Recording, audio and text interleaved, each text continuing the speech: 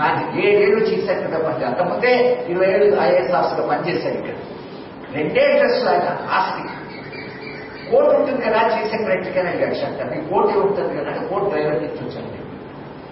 నా కోర్టు డ్రైవర్కి నేను చీఫ్ సెక్రటరీ కాదు కదా, నాకు అవసరం ఉంటుంది. మళ్ళీ ఇక్కడ నుంచి government of India secretary to government of India one of the highest positions in the country. Government of India secretary అంటే హైయెస్ట్ పొజిషన్, మొత్తం దేశానికి వాళ్ళకి కార్యదర్శి. రిటైర్ అయినాక మళ్ళీ హైదరాబాద్ అదే 2-3 డ్రెస్సులు అంటే ఆయన ఆస్తి. మొత్తం నెలకి మీరు ఆశ్చర్యపోతారు, ఆయన మంత్లీ ఎక్స్పెండిచర్ 3,000 3,000 రూపాయలతో జీవించేవాడు హైదరాబాద్. 16,000 పెన్షన్ వస్తే 11,000 చేసేవాడు. కిడ్నీ పేషెంట్ అని 5,000 పంపించేవాడు ప్రతి నెలకి. మానవ డాక్టర్ వస్తూనే చక్రాసగా పంపించేవాడు. చనిపోయినప్పుడు ఆయన 63,000 ఆయన bank balance. No assets, no belongings, nothing. అక్క వచ్చి ఇంట్లో వస్తే కూర్చొని లేకపోతే కింద కూర్చునేవాడు. కింద చాపలు వస్తే చాప మీద కూర్చునేవాడు. తన వంట తాను చేసుకునేవాడు, ఇల్లు తాను, బట్టలు తాను ఉంచుకునేవాడు. ఇంకో మనిషికి ఇబ్బంది పెట్టకూడదు. కిలింగ్ సచ్ ఎన్ ఎక్స్ట్రార్డినరీ లైఫ్, ఎక్సెప్షనల్ లైఫ్. తర్వాత ఆయన డబ్బులు పేదవాడికి ఇచ్చేప్పుడు ఒక చిన్న వైట్ పేపర్ మీద సంతకం తీసుకున్నాడు. ఏమని చెప్పేవాడు అంటే, ఎవరో తన దగ్గర ఇలాంటి పేదవాడు ఆకలితో ఉన్నవాడిని చూస్తే డబ్బులు ఇవ్వడం కొరకని నా దగ్గర కొంత డబ్బులు పెట్టారు, మీలాంటి మనం కలిసినప్పుడు ఇవ్వమని. మళ్ళీ నేను వాళ్ళకి లెక్క చెప్పాలి కాబట్టి వైట్ పేపర్ మీద సంతకం పెట్టండి అని సంతకం తీసుకునేవాడిని. ఎందుకు అలా తీసుకునేవాడు అని నేను అడిగాను. అంటే ఆయన అంతా ఏమిటంటే, నా డబ్బులు ఇస్తున్నానంటే జీవితం అంతా శంకర్ గారు మాకు డబ్బులు ఇచ్చాడని గుర్తుపెట్టుకోవాలి. పేదవాడికి పేదరికమే చాలా భారం. ఇంకా నన్ను గుర్తుపెట్టుకునే జీవితం అంతా శంకర్ గారు ఇచ్చారు అనేటువంటి ఒక జ్ఞాపకం ఏదైతుందో పేదవాడికి అది బరువైన జ్ఞాపకం అని చెప్పారు. పేదరికం బరువు పోస్తున్నటువంటి పేదవాడికి మళ్ళీ కృతజ్ఞతాభావం అనే బరువుని నేను యాడ్ చేయదలుచుకోలేదు. మర్చిపోవాలని చెప్పారు. ఇచ్చారంటే మర్చిపోవడం కొరకు నేను ఇలా చేసేవాడిని. Something highest sir. నాకు ఇమాజిన్ నాకు ఆయన చెప్పినప్పుడు and that means human being can evolve to a position where they can be completely selfless. అంతే శంకర్ గారు కాగలరని నేను అనడం లేదు. But I'm giving an example that is possible for a human being. I have not done like that. They have compromised with life. But they are other human Balagopal. But you can't imagine. And another exception human being. Is a PhD in mathematics. He was opening batsman in Tirupati University. Raghuvanshi Jannaani Telugulo translate చేశాడు. He was a cartoonist. Marks cartoon పుస్తకాన్ని రాశాడు. He was a historian. కోసం పెట్టిన పుస్తకం రాశాడు. He was a literary critic. సాహిత్య విమర్శ 2 volumes వస్తున్నాయి. ఆయన మ్యాథమెటిక్స్ లో PhD చేసి సాహిత్య విమర్శ నుంచి సోషల్ అనాలిసిస్ దగ్గరికి వెళ్ళి చివరికి లాయర్. నేను ఇదికేమో లాయర్ అండ్ నేను ఈ మధ్యన హైకోర్టు జడ్జెస్ లెక్చర్స్ ఇస్తున్నాను. ఇవాళ కూడా భోపాల్ వెళ్ళవచ్చు రేపు పెడుతున్నాను. మన దగ్గర నుంచి 2 హైకోర్టు జడ్జెస్ కలిస్తే లంచ్ లో అక్కడ ఫ్యాకల్టీ వెళ్తాను కాబట్టి హైకోర్టు జడ్జెస్ ప్రోటోకాల్ ఉంటుంది. సాధారణంగా ఫ్రీగా మాట్లాడుతుంటారు. లంచ్ తీసుకెళ్తుంటాం. మాట్లాడుతుంటే ఇద్దరు జడ్జెస్ చెప్తున్నారు, బాలగోపాల్ నా ముందు నిలబడ్డారంటే కేసులో అసలు ఏ పరిస్థితిలో కూడా ఆయన జడ్జిమెంట్ వ్యతిరేకంగా ఇవ్వడానికి లేదు. 90% కేసెస్ ఇవ్వాలి and he's not taken fee from the client. తన దగ్గరకు వచ్చిన ఎవరైనా కూడా డబ్బులు తీసుకొచ్చి ప్రాక్టీస్ చేసి డబ్బులు ఎందుకు అవసరం అని అడిగాడు. నాకు చిన్న స్కూప్ ఉండేది, నాకు పెట్రోల్ కదా నాకు కావాల్సింది, మా మిస్ అన్నదో అర్థం చేసుకునేది, డబ్బులు ఎందుకు అవసరం మనిషికి నేను డబ్బులు. అంటే ఈ మనుషులు కూడా మన మధ్యనే జీవించారు.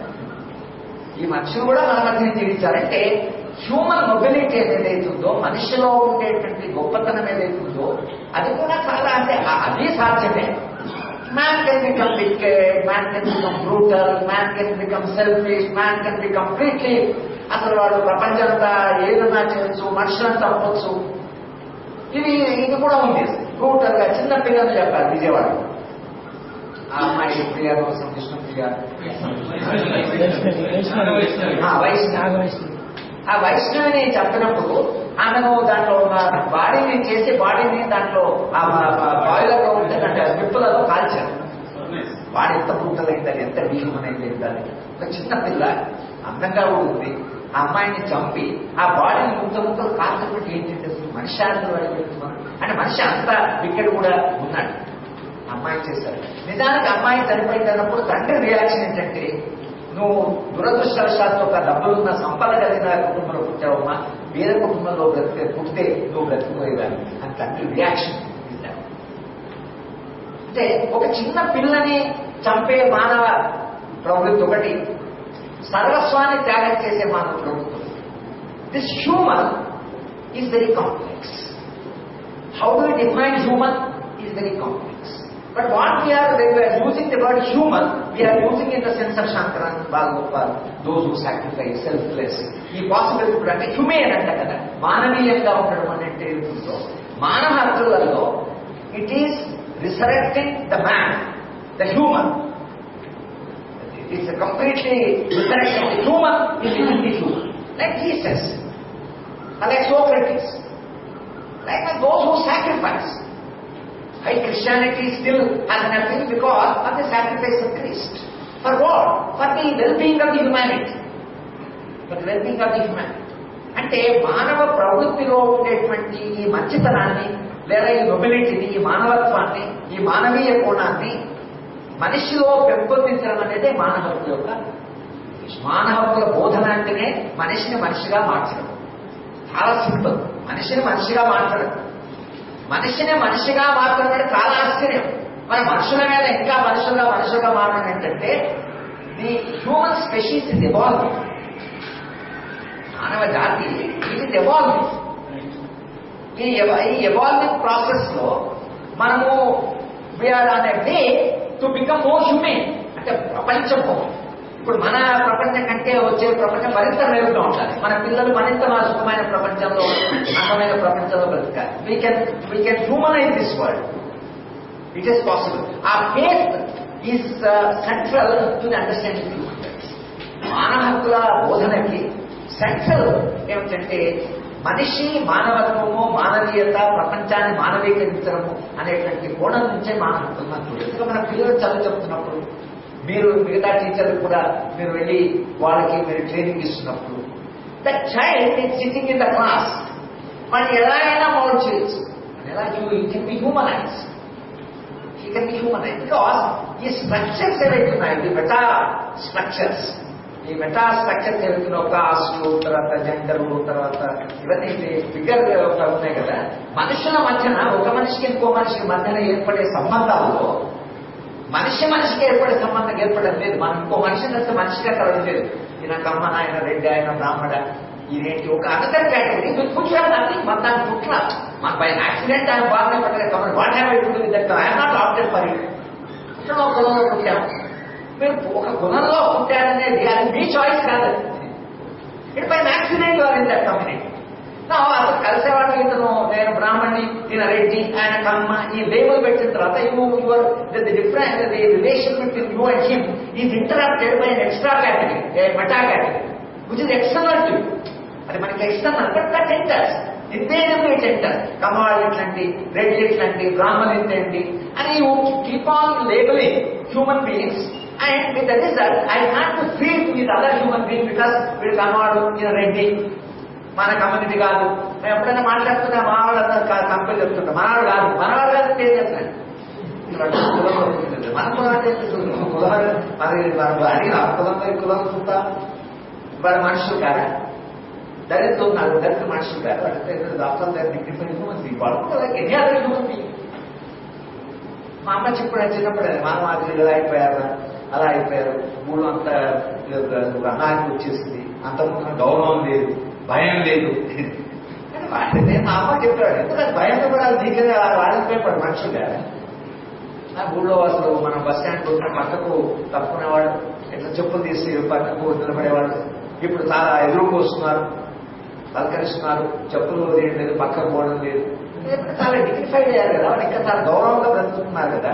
మన గ్రామంలో మన దళితులందరూ మనుషులుగా నిటారుగా నడిచి గౌరవంగా అయ్యారంటే అది మీకు మంచి అనిపించడం లేదా అని అడిగారు మా అమ్మ.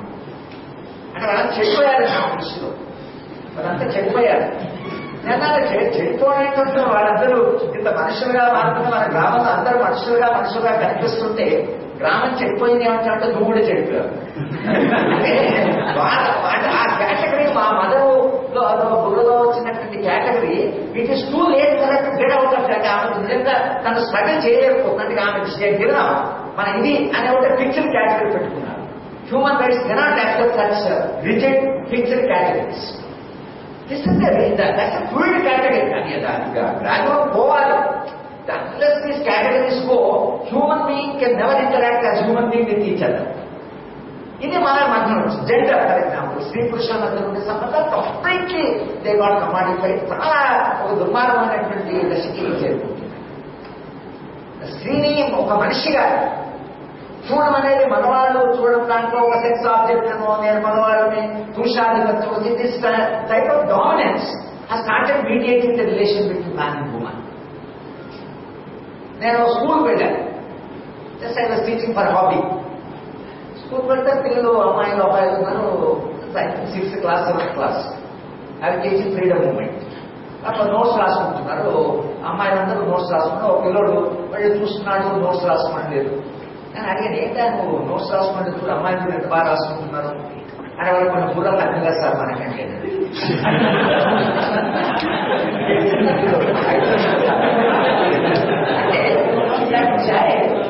అమ్మాయిలు మనకంటే తక్కువగా బుర్రల వాడు పడిపోయింది. ఎందుకు తక్కువనే, ఎందుకు తక్కువ అమ్మాయికి మనకంటే బుద్ధోడు ఈ నాట్ రిఫ్లెక్ట్.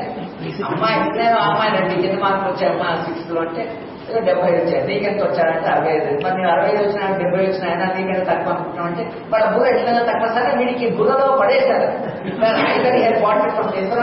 మదర్ బిహేవియర్, ఇంట్లో కూడా బిహేవియర్, ఓవరాల్ గా బుద్ధనుకుంటే కండిషన్ ఏదో దాన్ని బట్టి అసలు they think that the child is superior and ఆ child life long that will be his prejudice. Unless human rights intervention ఇస్తే మరి అమ్మాయిలు కూడా మనలాగానే వాళ్ళ మనుషులే వాడు అసలు హ్యూమన్ ప్రాసెస్ లో నిజానికి కూడా women is more humanized then man. ప్రపంచ ఎందుకంటే షీ డిశ్చార్జ్ ఆఫ్ స్పెషీస్, మానవ జాతి కొనసాగడానికి ఆమె ఒక సాధన లాగా media human species perpetuate it's. ఆమె ఏంటంటే ఉమెన్ ఈ మెన్స్ట్రుయేషన్